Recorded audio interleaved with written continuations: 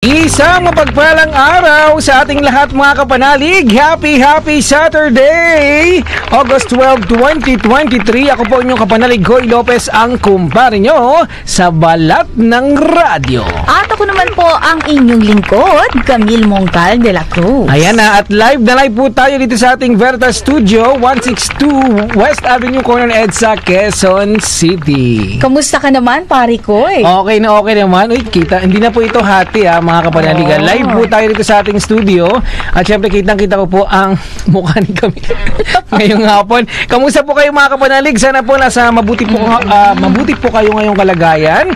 At huwag niyo po kalimutan ngumiti at maging masaya ngayong araw ng Sabado. Amen, pare ko. At syempre, magandang hapon po sa mga nakatutok sa kanilang mga cellphone, sa iPad, tablet, sa ating Facebook page na DZRV846 at Kapanalig Community. At syempre, kunin na rin po natin ang pagkakataon na batiin ang mga nanonood naman sa ating Veritas TV Sky Cable Channel 211 at syempre sa ating mga tagapakinig sa ating talapihitan sa Veritas 846. Iyan, ang radyo ng simbahan. Amen, pare ko. At syempre, matagal-tagal din tayong hindi nagkita ng personal. 2 weeks, no? 2 weeks lang ba? 2 weeks ata. 3 months na natin, 3 months. In advance. Sinagad ng 3 months. Alam mo, ang dami kong kwento sa iyo eh. Dami ko rin gustong itanong sa iyo kasi mga kapanalig, actually hindi lang ata ako kasama yung mga kapanalig dati na hindi naka-attend ng Kapanalig Day. Oh. Ayan, ng Kapanalig Day po, ayan, ito po ay ginanap ng August 7, 2023, Monday. At ang nagbigay po ng spiritual talk, walang iba po si Reverend Father Elpidio Beliran Jr. At ang topic po mga kapanalig at Transfiguration and Discipleship. At ang nag-host po niyan, sino nga ba? Si Sister Erica at ang inyong lingkod. May sumalo, no? May sumalo, oo. Ang daming nakamiss sa'yo, pare ko, pero eto nga, nandito ka na at talagang tuloy-tuloy na ang ating kwentuhan ngayong hapon. Pero bago natin umpisahan ang ating programa, simulan po muna natin ito sa isang panalangin. Sa ngalan ng Ama, ng Anak at ng Espiritu Santo. Amen. Ama naming pagmahal, maraming salamat sa iyong walang kapantay na pagmamahal sa amin. Naway gabayin niyo po ang bawat isa sa amin at gawing instrumento upang maibahagi sa kapwa ang bawat salita mo. At naway patuloy niyong pagpalain ang bawat isa. Ibahagi naman natin ang Bible verse ngayong hapon mula sa Romans chapter 15 verse 5. May the God of endurance and encouragement grant you to live in such harmony with one another, in accord with Christ Jesus. Sa ngalan ng Ama, ng Anak at ng Espiritu Santo. Amen. Kapanalig Hour. At eto na nga mga kapanalig, kayo po ay nakikinig sa ating programang Kapanalig Hour at kasama niyo po ang inyong kumpare sa balat ng radyo, Pare Koy, at your service. At syempre, pare ko, andito rin ako, ang inyong lingkod, Camille Mongcal de la Cruz. Ayan, upang umpisahan ng ating programa, pare ko, ano nga ba ang iyong merienda? Naku, ang masarap na merienda ngayong hapon na ito ay... Parang hindi ko maisip po. Nagulat yung text sabi, ano nangyari? Naka-on yung mic, natulala lang ako. Nabigla ako sa tanong ni Ate Camille. Oo, sige, unahan ko na. Sige. Sa akin siguro, dahil medyo tayo ay nag-ano ngayon, ano muna, mainit na tubig na. hindi, banana Q. Ay, naunahan mo ko. Sa akin, turon. Oo. Turon ka na last araw-araw week, turon. Kanina nga merienda ko turon eh. Oo, sa mga gusto po magbigay ng pagkain kay Pare Koy, alam niyo na, turon mga kapanalig. Oo.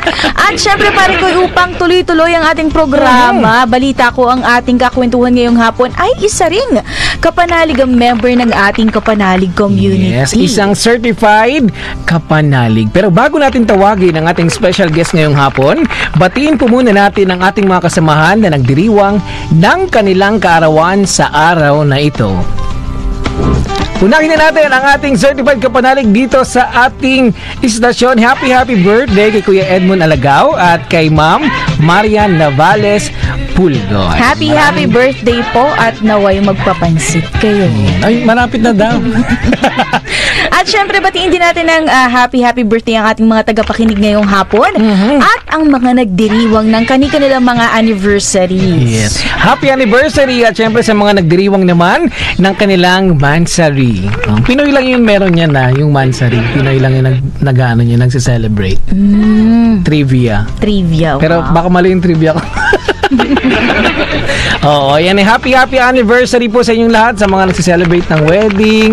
Ay nga pala, gusto ko lang din batiin ng belated happy birthday or happy birthday kay Nanay Villa Sakdalan. Ayan, ginanap kahapon ng kanyang birthday. Happy birthday po. At mga kapanalig, sa mga nais po maging member ng ating kapanalig community, paano nga ba sila makakapagbigay ng kanilang details? Yes, napakadali lang po niyan mga kapanalig. Sa mga nakikinig sa kanilang mga talapihitan, sundan lamang po ang mechanics na ito. E-text lamang po ang Yes Kapanalig, full name, postal address, birthday, civil status, parokya at contact numbers. E-text lamang po sa Smart Network 0998-588-3660 at sa Globe Network naman 0917 621 1902. Hirap na hirap. At mamaya mga kapanalig ay malalaman na ninyo kung ano nga ba ang mga maaari nyong maging freebie items once po na kayo ay nagbigay ng inyong pledge of support. At mga kapanalig, sa ating pagbalik ay makikilala na po na natin ang ating kakwentuhan ngayong hapon.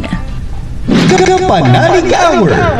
At kami po ay nagbabalik mga kapanalig. Magandang hapon po sa mga kakabukas pa lamang ng kanilang mga talapihitan. Ayan, magandang hapon mga kapanalig at magandang hapon din po sa kanilang mga tahanan, sa mga nanonood naman po sa kanilang mga social media accounts, kagaya po sa ating Facebook page Kapanalig Community at sa ating Facebook page DZRV 846. At syempre, batiin na rin po natin ang mga nakatutok sa ating YouTube channel na nanonood po dyan. Magandang hapon po.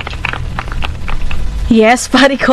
At ito na nga, merong tayong katanungan sa ating mga tagapakinig ngayong hapon. Paano ba nakatulong sa iyo ang pagiging isang kapanalig member sa iyong spiritual na pananampalataya? Ulitin ko mga kapanalig paano nakatulong sa iyo ang pagiging isang kapanalig member sa iyong spiritual na pananampalataya? I-text lamang po sa ating text line 0918-837-4827. Ulitin ko po, 0918-837-4827.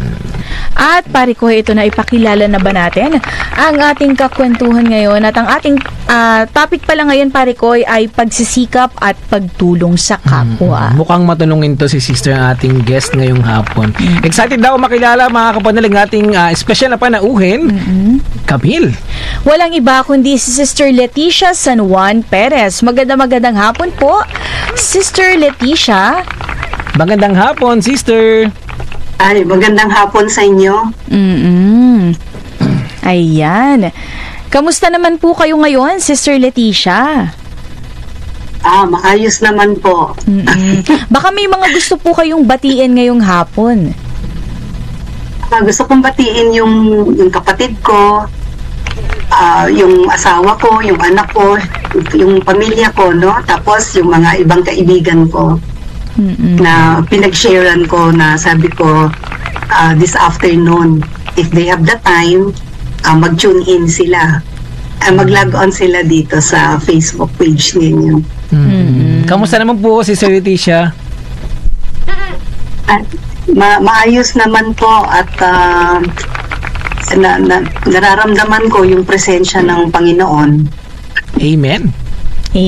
Ito, Sister Leticia, ang una naming katanungan, paano nga ba kayo naging bahagi ng Kapanalig Community?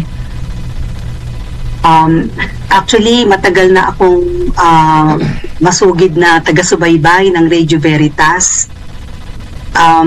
Kasi nagugustuhan ko yung mga programa ninyo, no, na nag-uumpisa, nagtatapos sa pagdadasal. So, palagi ako naka-tune in. Lagi kong kasama ang Radio Veritas kasi habang nagtatrabaho ako sa bahay at gumagawa din ako ng aking professional work, no, nakikinig ako And while listening, nagagawa ko yung trabaho ko at very inspiring yung mga, I especially like yung editorial ni Father Anton Pascual because very insightful, no? At saka relevant sa mga sa mga pangyayari sa lipunan natin. And tapos gusto ko rin yung mga yung iba-ibang talks on the family, yung mga family issues, talks about parenting, talks about health and wellness. Very wholesome. So even if 2016 ako formally signed up as Kapanalig member, I signed up after attending the mass sa Radio Veritas. So nag-sign up ako, pero even before, kasama ko yung brother ko at saka yung ate ko, si Ate Isabel. We signed up in 2016. I also signed up my husband tsaka yung anak ko. Kasi I always believe whatever is good for me must be good for them.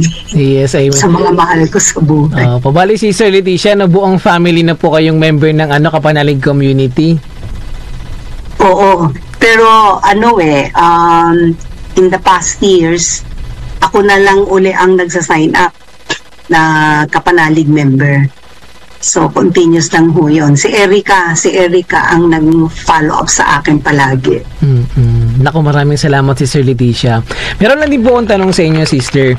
Paano naman po nakatulong sa iyo ang pagiging isang Kapanalig member sa iyong spiritual na pananampalataya? Okay, as I said earlier, no, kasi palagi or daily kasama ko ang Radio Veritas sa pang-araw-araw na buhay ko. And listening to your programs, no, nagkakaroon ako ng presence of God.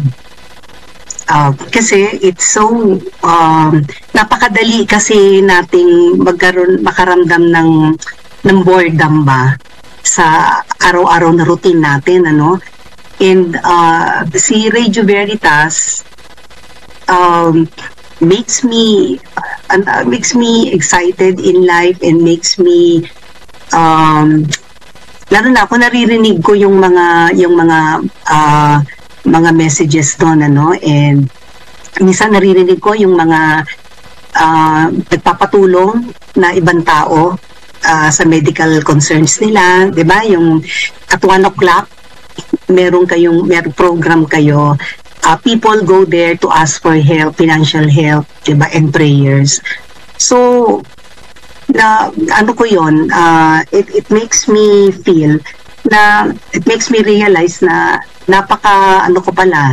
napakaswerte ko pala at kapasalamat ako sa grasya ng Diyos because I am not sick like them, and hindi ko naman kinakailangang magpatulong financially so that I can to help me in my daily living.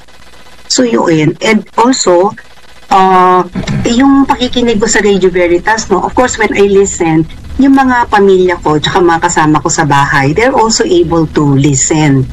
Wala naman silang choice kung di mapakinggan nila yung nanggagaling sa radyo. So parang nagiging personal apostolate na kapag it's a chance for me to apostolate to them, sharing yung mga naririnig ko from Radio Veritas. In fact, when I ride the public transport, taxi or Grab, I get the chance to talk to the drivers. Kinakausap ko kasi mga driver, and then I tell them, kasi puro music yung pinapakinggan nila while driving. Sabi ko, baka gusto mong makinig sa misa o kaya makinig sa yung bang mga talks about may pamilya ka na ba? And they would tell me, meron nga ho ma'am, tapos misa magkukwento ng problema. Sabi ko, maraming magagandang programs doon sa 846, papalagay misa, inuutusan ko, and pag nakita ko namang very receptive yung tao, they're open to it. Yung iba nga, sila na, saan nga ba yun ma'am? As I ride yung kotse nila, tune in nila sa Radio Veritas. Tapos sabi niya, oo nga pala. Oo, kasi kahit nandito ka, nakasakay ka dito sa sasakyan mo, nakakapagmisa ka, nakakarinig ka ng mga bagay-bagay na maganda para sa iyo, sabi kong gano'n, tsaka sa pamilya mo.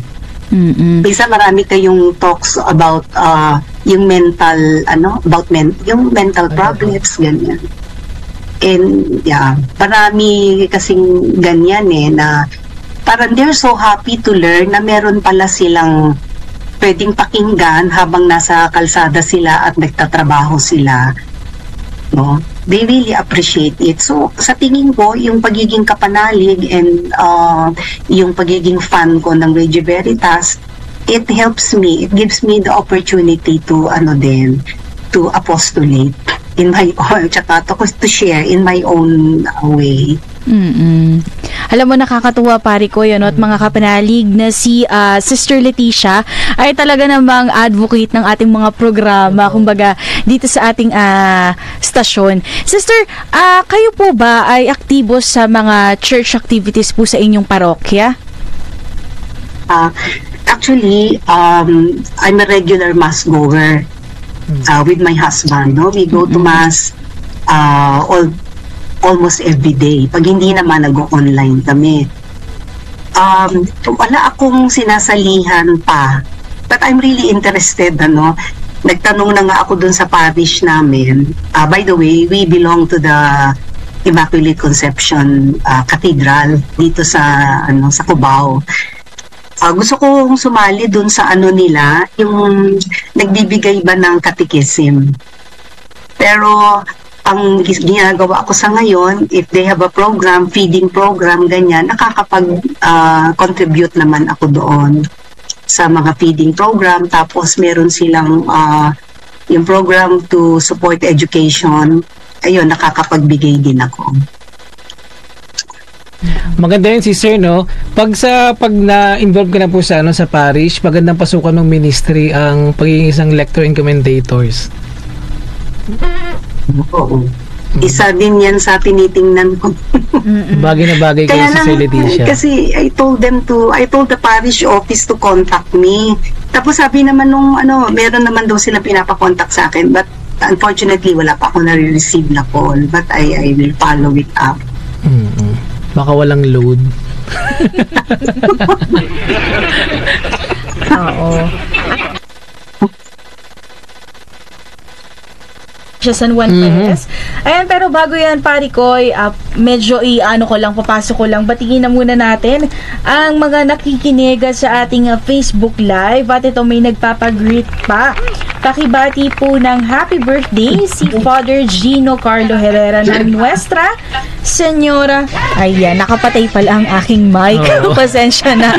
Ayan, batingin po muna natin ang happy birthday si Father Gino Carlo Herrera ng Nuestra Senyora de Las Flores Parish sa Baliwag, Bulacan. At magandang hapon po. Yes, pari ko, sa ating mga kapanalig na nakikinig sa ating Facebook page. Ayan, happy birthday po, Father, ha? At syempre, batiin na po natin yung mga nakatutok sa ating social media account dito po sa ating Facebook page ng Kapanalig Community. Magandang hapon po kay Kapanalig Mars Mangalindan, kay Amor Mantele, Magdalena Martin, magandang hapon sa inyong lahat. At kay Ron Isada, at yun. At magandang hapon din kay Tita Lilibeth Conlu at kay Brother Luis Santos at sa mga nakikinig sa ating Sky Cable Channel 211. At mga kapanalig, sa lahat po ng mga gustong magpa-greet, pwede po kayo mag-text sa ating text line 0918-837-4827. At meron po kaming tanong na iniwan kanina. Ang tanong po ay, paano nakatulong sa iyo ang pagiging isang kapanalig member sa iyong spiritual na pananampalataya? At ito, basahin muna natin itong isang text sa atin, pare Koy, from 4811.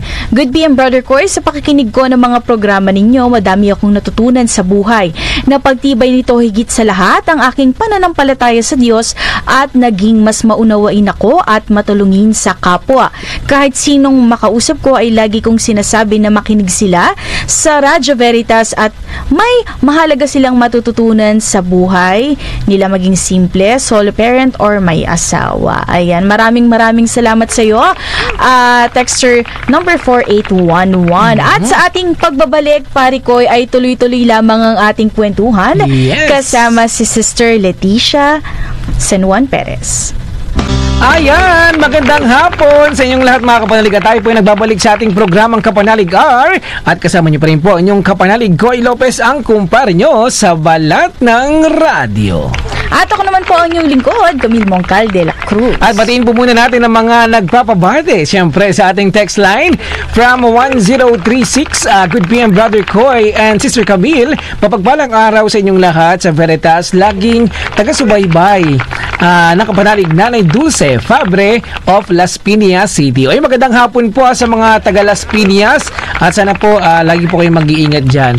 At eto naman from 1816, sabi sa Biblia, kung ang mga pinuno ay nagkakasala sa Diyos, ang mga tao ay mahihirapan. Kapanalig Imelda Bondok. Ay, hi po, Sister Imelda. Magandang hapon, Sister Imelda Bondok. At ito, Parikoy, balikan na ba natin si Sister Leticia? Meron pa ako hinahanap na isa pa. Ito. Sige, Parikoy, kaya mo yan. Nawala. So, balik na tayo. Sige. Sister Leticia. Ayan. Andyan, Hello, ayan. Camille, pwede nyo pala akong tawagin ng Leti na lang, Sister sige, Leti. Sister Leti. Hindi kayo Sige mahirapan po. kasi mahaba pangalan ko. Ito, Sister Leti, ano po ang inyong pangunahing pamamaraan upang makatulong sa inyong kapwa, lalo na sa mga nangangailangan? Okay. I connect with them. Kinakausap ko sila para maintindihan ko sila. And then, sinasama ko din sila sa dasal. Pag mabigat ang problema, syempre, when I talk to them, nakakapagbigay din naman ako ng advice sa kanila. Tapos, sinasama ko sa dasal. Madalas pinapamisa ko din sila. I offer masses for them, yung sa particular intention nila or challenges nila. And of course, kasama na din yung financial na tulong sa abot ng makakaya ko, no? Yun ang pagtulong sa mga nangangailangan ng tulong. Kasi hindi lang naman talaga financial lang maitutulong mo yung spiritual din di ba? Iba din kasi ang nagagawa ng dasal and the masses, yung mass na ma-offer natin para sa kanila. Totoo yun na.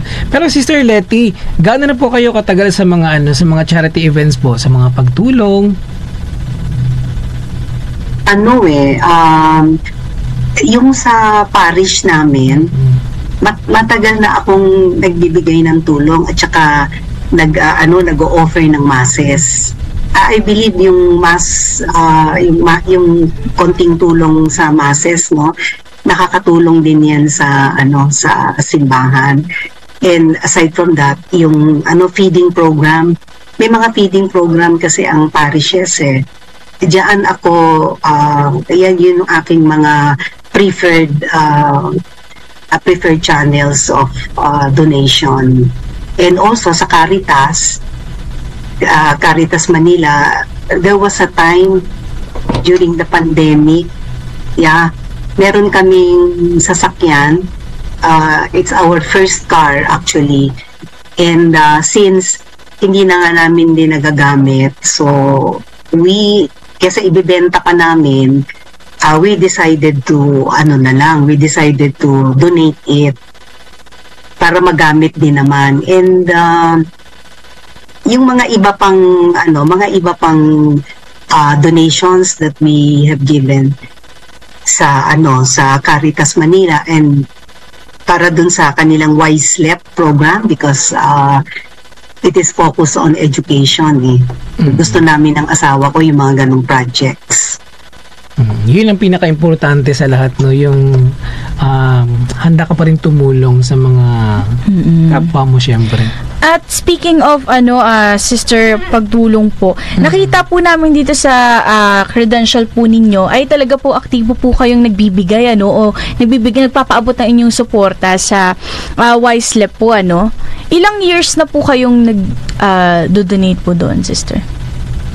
Kasi there was a time na sige-sigido. Tapos, syempre kung nawawala din sa namin yan sa isip namin yan Unlike before, merong regular na nagpa-follow up sa donations namin. So, syempre matanda na rin kami ng husband ko. Nakakalimutan din namin yung regular. Pero I would say siguro mga mga 5 years na din. Matagal na rin Matagal-tagal na rin po pala. Oo. Parang kasabayan lang din po ng pagiging kapanalig member po ninyo dito sa kapanalig community. Oo. Parang na ako dyan, kasi ina-announce naman yan dito sa sa Radio Veritas, di ba? Yung mga programs ng So, yan. Opo. Sister Letty, meron lang akong tanong, kayo po ang inyong pamilya po ay mahilig magbigay ng tulong. Ano naman po ang iyong pinaka hindi malilimutang pangyayari sa buhay na hindi ka pinabayaan ng iyong pananampalataya? Okay. Marami nang nangyari sa buhay ko, pero yung pinaka most recent, yung pag-aalaga ng pamilya ko at pag-aalaga physically and financially doon sa aking eldest brother, yung kapatid ko who lived with us, si Kuya Antonio. Karoon siya ng malalang sakit. Before pa siya na-diagnose noon, marami na siyang siyempre bago ma-diagnose ng tama yung sakit na isang tao, that madalas na siyang in and out na sa hospital, in and out sa hospital. Siyempre suportado kami din of course with my husband, kami din yung nag-support sa kanya. So there was ang pa noon, physical at saka financial. So ibig sabihin, dumating yung time na talagang hindi na siya makakilos. And wala naman kaming kasama dito sa bahay na tutulong sa akin para mag-alaga sa kanya. So I had to bring him sa isang nursing home, and he was there for 6 months. And of course, it entailed a lot of expenses, prior to that pa nga, in and out na sa hospital. So nung nandun siya for 6 months at paulit-ulit din yung pagkakasakit niya, every 2 weeks nagba-blood transfusion, every 2 weeks dinadala sa hospital, kino-confine nila sa hospital na parang sister company nung nursing home. Nung 2000 when was that? 2019 December, I decided, sabi ko, wag nang ibalik. Pagkatapos pinaano ko na from the hospital na affiliated dun sa nursing home, sabi ko, dali na lang sa akin dito sa sa Cardinal Santos. So para malaman talaga kung anong kalagayan niya. And true enough, meron pala siyang malalang sakit sa dugo. It is not leukemia. Ang tawag sa kanya myelodysplastic syndrome, wherein bumababa masyado yung kanyang hemoglobin, lagi siyang kailangan ng blood transfusion. So nung nalaman na yon, he was given a medication na dati Epoetin shots yun para ma-stimulate yung nagpo-produce ng kanyang red blood cells, It was very costly, pero salamat na lang sa Diyos kasi na talaga properly diagnosed na siya. So matagal din siya sa after 1 month sa Cardinal Santos, mabuti na lang gumaling na siya by January 2020. just in time before na naging nakasagsagan ng COVID. So, we took him home. Dito na namin siya inalagaan. Oh, wait a minute. 2019 pala. And he passed away September 2, 2021. No? So mabuti na lang dito na siya inabutan ng COVID, dito na namin siya inalagaan. Pinapadeliver na lang namin yung ini-inject sa kanya na Epoetin, injectable. At salamat sa Diyos dahil binigyan niya ako ng makakatulong para aalagaan siya, si Ami. She's really God-sent. Kasi kung wala siya, napakahirap talaga, pagod na pagod yung katawan ko sa pag-aalaga ng brother ko. Yung mga kapatid namin, also, especially my sister Feli, she helped me, pero limited din because meron din siyang physical condition. So ayun na nga, and ayun, very challenging yun para sa akin. Minsan, hindi na nga ako makapagdasal kasi pagod na pagod ako. Lalo na pag nakikita kong nahihirapan siya kasi every time na bababa, sobrang baba yung kanyang blood, yung kanyang red blood cells. Inaatake siya ng matinding fever, minsan nagko-convulsion pa. Sa awa naman ng Diyos, we were able to manage it kasi ayoko nang dalhin talaga sa hospital during yung kasagsagan ng COVID kasi baka doon pa, and I was also advised nung doktora na baka doon pa siya mahawa ng COVID at mapagod. So, ito na lang sa bahay namin siya ni-language. Not only that, yung aalagaan ko din yung spiritual niya, yung kanyang spiritual growth during the time. And yung last, sabi kasi ng doktor sa akin, pinagbibisita akong doktor niya dito sa bahay just to check on him, lalo na pagka yung may mga tinding pains siya na nararamdaman, pinapabisita ko yung doktor. Tapos sabi niya sa akin, dito na nga lang i-manage sa bahay. And I was really praying, we were all praying that he would have a happy death. Nakapagpapunta pa rin ako ng pari dito for him to give him the last sacraments and for him to go to confession. So masaya ako dahil alam ko na he had a happy and peaceful death. In fact, he was looking forward. Sabi na niya sa akin, sana kunin ako ng Diyos kasi ang tagal-tagal na nahihirapan din ako. Sabi ko, tanggapin natin kung anong gusto ng Diyos para sa'yo. Kasi ganun yan in God's time. Nakaplano naman lahat yan You just have to trust. Ang maganda sa kanya, when he passed out, nung na siya, talagang grabe na siya. Pero we all decided na huwag nandalhin sa hospital, also as advised by the doctor. Kaya muna siya, basta alagaan mo siya dyan, ganyan. The night before, it was a First Friday, and devotee naman siya kasi lagi siyang merong scapular ng Our Lady of Mount Carmel. So, yung misa sa Radio Veritas, minsan nakakatatlong misa yan sa isang araw.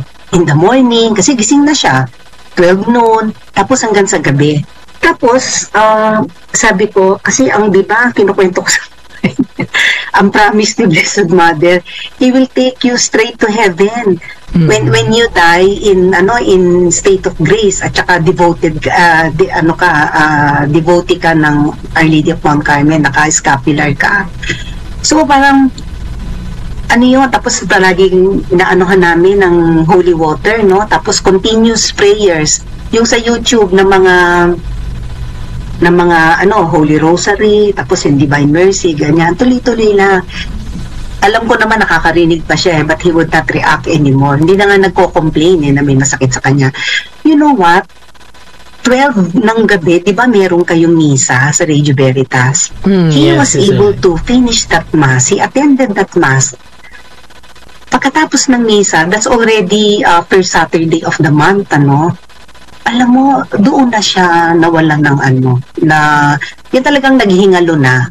Pero ang paghingalo niya kasi was so peaceful eh. Kaya, alam ko providential eh. Lahat yun because of the grace of God. And that night, that was first Friday of the month, itawag ko pa siya ng pare, yung nakalimutan ko yung sorry, na nagbigay na naman sa kanya ng online yung extreme unction. At saka sinabi sa kanya, tatay, sabi sa kanya, Tatay Tony, may makikita kang ilaw ha, yung ilaw na yan, huwag mong iiwanan yan, susundan mo yan, tuloy-tuloy ka lang, huwag kang hihinto hanggat hindi siya humihinto, sundan mo lang yan, yun ang sabi sa kanya. That was about 10 ng gabi nung kinakausap pa siya nung pare, nag-online blessing, kasi nga sabi ko, Father, mukhang mawawala na siya, kaya nakapag-connect naman ako sa kanya online. He was then the parish priest of the Holy Sacrifice, yung sa UP, yung simbahan sa UP, no? Holy Sacrifice Church, Holy Sacrifice of Christ sa UP, no? So nabigyan pa niya yung kapatid ko ng ganoon, kaya nung nawala na siya, alam ko na masaya din ako kasi alam ko na sigurado ako where he is. And even now, madami akong pinapadasal din sa kanya eh. Yan. So, ganun lang, in our own way, nakakatulong tayo at saka hindi naman pababayaan talaga. Like, ang laki-laki talaga ng nagastos namin. So, pasalamat din ako sa asawa ko because he's given the grace to be very charitable to my brother, before that we also spent a lot sa mother ko who also lived with us, but he passed away matagal na rin naman, 2009, no, yung ganyan. So nagpapasalamat din ako sa grasya ng Panginoon. My husband has become very charitable. Ayan, talaga namang mahirap din at ang napagdaanan ninyo, Sister Leti, no, at ng inyong pamilya. Pero ayun nga, may awa ang Panginoon. Ayan. At lahat ng ito ay may rason. Tama. Yes, pare ko. Ayan, mamaya. Mabigat kasi natouch ako nadala ko sa kwento sa atin ni Sister Leti. Pero maya-maya po ay magbabalik po ang ating programa. Tayo po yung nagbabalik sa ating programang Kapanalig R. Kamusta mga kapanalig sa mga bagong tutok pa lang po dyan, sa kanilang mga talapihitan, sa mga bagong bukas ng kanilang TV, sa Veritas TV, Sky Cable Channel 211. Magandang hapon. At sa ating Facebook page na DZRV846 at Kapanalig Community. At sa mga nagtatanong po, pare ko at mga kapanalig, kung paano nga ba makapagbigay ng kanilang pledge of support para sa ating Kapanalig Community. Ayan, sa mga nais magbigay po ng kanilang pledge of support, pwede po tayo mag-send sa ating GCash account 0998-588-3660. Sa mga nakatutok po sa kanilang mga monitor, makita nyo po ang QR code. At sa mga nasa talapihitan po na nakikinig, i-text nyo naman po sa 0998-588-3660. Ang account name po niyan ay si Ma'am Apple Ann Estrella. At syempre, sa ating mga kapanalig naman po na nais po magpa-schedule po na kanilang pledge or pick-up pledge, mari po kayong mag-text sa inyong mga kapanalig coordinators dahil meron na po tayong pledge on wheels na kung saan kami po mismo ang pupunta sa inyong mga location. Okay mga kapanalig, kaya naman text na po tayo sa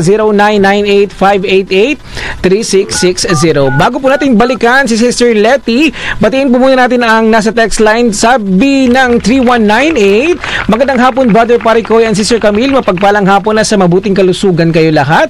Sa Veritas, maraming salamat Esther Salandanan from Caloocan City. Magandang hapon po sa mga taga Caloocan City sa South and sa North Caloocan. Kami po ay taga North at South. Si Camille ay South, ako ay North. Balikan na po natin si Sister Leti. Magandang hapon, Sister Leti. Ay, opo. Ayan. Medyo naging madamdamin ang ating ang kaninang kwentuhan natin kasama si Sister Letty, dahil nga shinare niya sa atin sa mga kabukas pa lamang ng kanilang mga live, Facebook live. Ayan po, na-share po sa atin ni Sister Letty ang tungkol po sa kanyang kapatid at kung paano po nila ito pinagdaanan at kung paano sila sinamahan ng ating Panginoon. At makikita mo kay Sister Letty yung alam mo yung lakas ng loob. Dahil na sa kabila ng problemang pinagdaanan. Tama. Iba talaga pag meron kang pananampalataya. Tama. At to think na si Sister Letty, mga kapanalig, ay talaga namang busy tao dahil marami rin siyang mga iniintindi kumbaga in terms of her career. Oo, dahil nabasa natin, pare ko, ay talaga namang busy tao si Sister Letty. Kaya naman talagang nakakatuwa dahil sa kabila nito ay nakakapagbigay pa siya ng oras na sa paglalaan o pagbibigay ng tulong sa mga nangangailangan, at syempre dito sa Radyo Veritas. Ay, mga kapanalig, maiba lang po ako. Meron po tayong iniwan na tanong para sa inyong lahat. Ito po ang tanong: paano nakatulong sa iyo ang pagiging isang kapanalig member sa iyong spiritual na pananampalataya? Magbasa po muna tayo from 2629. Sabi niya, magandang hapon kapanalig. Nakatulong sa akin ang pagiging kapanalig member ko ay natutunan ko na hindi ako dapat sumuko. Pakiramdam ko ay hindi ako malakas o hindi ako magaling dahil sa mga masaklap na pangyayari sa aking buhay ng nagdaang panahon. Kaya naisip ko na sumuko na lang, subalit dahil sa pakikinig ko sa mga testimonya ng mga guest ng kapanalig, ito ay nagbibigay sa akin ng lakas upang magpatuloy hanggang tagumpay kahit na ang mga pangyayari ay hindi ayon sa aking plano. Ang Diyos ay pangunahan ako sa magandang plano ng aking buhay. Ang dapat kong gawin ay lumakad sa mga bagay sa mga gabay ng Diyos. From Edwin Lubrera.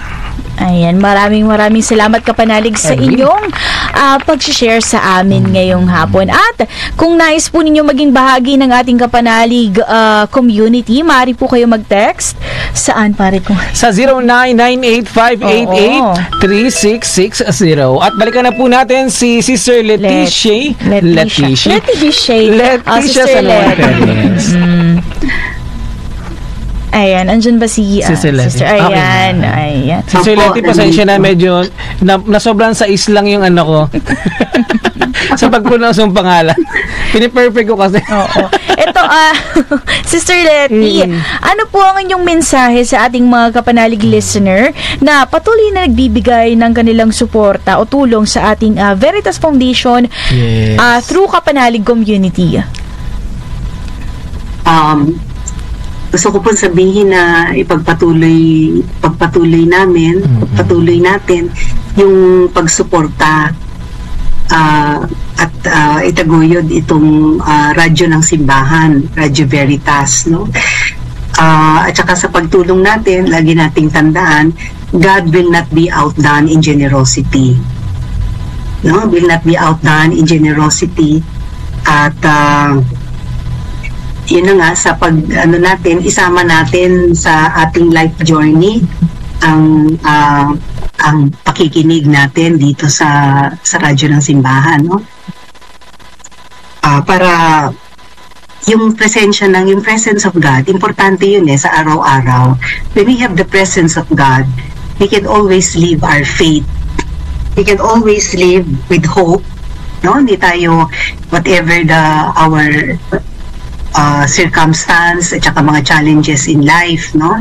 We will always have that hope at saka lagi tayong merong love sa puso natin at patuloy tayong magmamahal at because of this love that's in our heart at saka we have the faith, makakatulong tayo sa iba. It may not be, well, of course, financially, we have to give our financial support. Pero in so many ways din, spiritual support, no? Like prayers and offering masses. I really, kasi marami na akong personal experiences about these things, no? Very helpful.